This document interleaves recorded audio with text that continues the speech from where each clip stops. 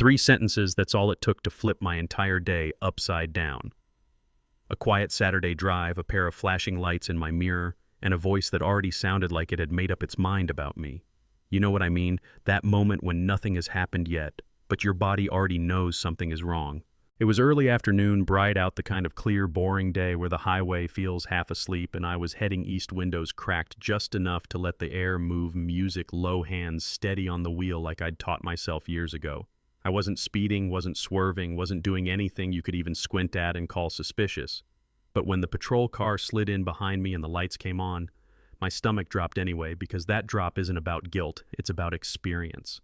I pulled over, clean signal on, engine off, hands right where they're supposed to be, 10 and 2, posture, calm face, neutral, the whole quiet survival checklist that nobody writes down but everybody like me knows by heart. The officer walked up, slow, heavy boots, on gravel, white guy, mid-40s, maybe mirrored sunglasses, jaw set, like this was already an argument he planned to win. He tapped my window with his ring, 3 sharp clicks like knocking on a door he owned, and said, "License and registration. Your windows are illegally tinted." No hello, no explanation first, just accusation wrapped in authority. I rolled the window down a few inches and handed him my folder, neat, organized, because order feels like armor when you don't have anything else. He leaned in close anyway, closer than necessary, and said something about a citation, a couple $100, maybe an impound if things didn't check out. And right there, before he even touched the paperwork, I felt it settle in my chest, that familiar mix of irritation and dread, like, yeah, that happened, here we go.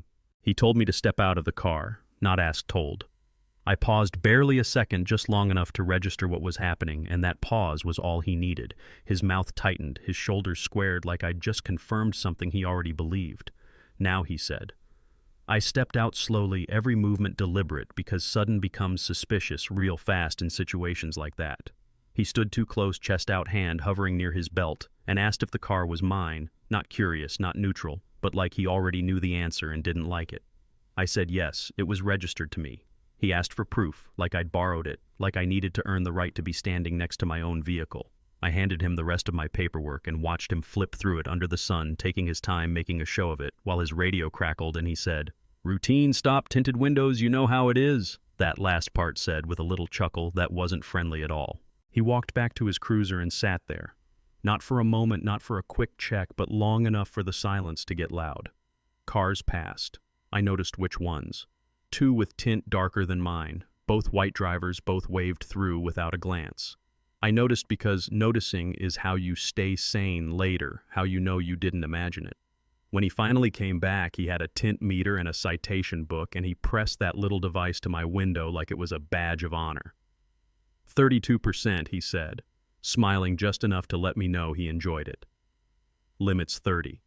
I told him calmly the car was factory tint, that I'd been assured it was compliant when I bought it. He shrugged and said the law was the law, pen scratching slow across paper like he was writing a letter, not a ticket. Then he added a second citation, failure to comply, because I hesitated earlier. I actually laughed, a short sound that escaped before I could catch it because the absurdity hit all at once. I told him I'd given him everything he asked for, that I'd been polite, cooperative, calm. He didn't look up. He just tore the ticket and held it out. "Sign it," he said, "or I tow the vehicle right now." That's when I said it, the thing that flipped his mood completely.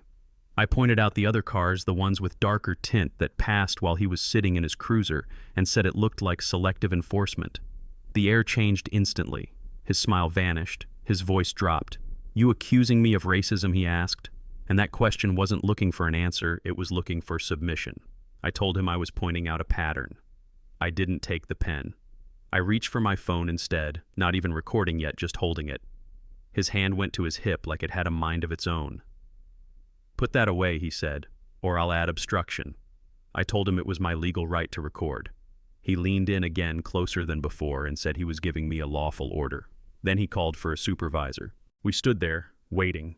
Heat rising off the asphalt, my heart steady but loud in my ears, because you can feel when a situation is tilting, when it's slipping out of the realm of logic and into something more personal. The supervisor showed up with another cruiser. Older guy, thick mustache, same stance, same belt, hooked thumbs like the uniform came with a personality preset. He didn't ask what happened so much as confirm the officer's version of it. I explained again calmly, evenly, pointing out the reading was barely over the factory tint the other vehicles. He listened like I was background noise, then said the officer had discretion and I could contest the ticket in court. When I asked to file a formal complaint, he sighed like I was wasting everyone's time and said I could do that at the station right after I signed, or they'd tow the car.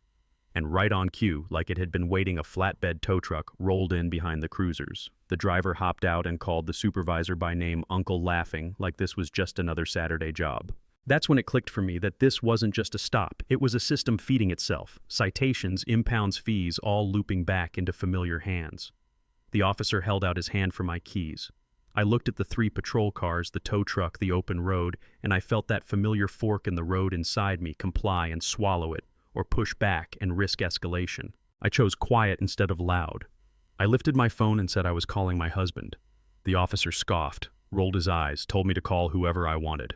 I put it on speaker and it rang twice before a calm professional voice answered. Deputy Commissioner Grant speaking. The change was immediate, almost comical if it hadn't been so telling. The officer stiffened. The supervisor took a step back. The tow driver froze mid-motion. I explained where I was and what was happening, keeping my voice steady because the steadiness itself was a statement. My husband asked to speak to the officer. He took the phone off speaker fast, like the air suddenly burned and his entire posture collapsed into something smaller, deferential. Yes, sir, over and over, badge number, rattled off explanations, stumbling over themselves. When he handed the phone back, he couldn't meet my eyes. The tow driver quietly started reeling his chains back in without being told. The supervisor stared at the ground. My husband asked if I was safe. I said I was. He said he'd see them Monday morning. That was it. No shouting, no threats, just accountability arriving quietly and ruining everyone's afternoon. The officer tried to apologize, said he didn't know. I stopped him gently. I told him he didn't need to know who I was married to. He needed to do his job fairly. The supervisor tried to salvage it, talked about good faith, and I asked him why the tow driver called him Uncle. He had no answer. I opened my glove box slowly and pulled out my credential, held it up so they could see it clearly. I wasn't just someone's wife.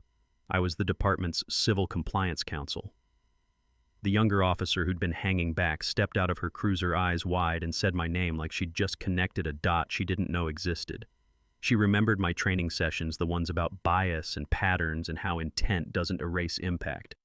I laid out the data briefly enough to let them know this stop wasn't an isolated moment. It was part of something bigger, something documented. I asked if I was free to go. The supervisor nodded without speaking. I got back in my car, hands shaking just a little now that it was over, and drove away at exactly the speed limit, because even then, habit runs deep. Monday morning, I sat in the chief's office not as a spouse, but as a professional chair positioned deliberately to the side. The officer and the supervisor stood in front of the desk, uniforms, crisp faces pale. No one yelled. Questions were asked. Numbers were shown.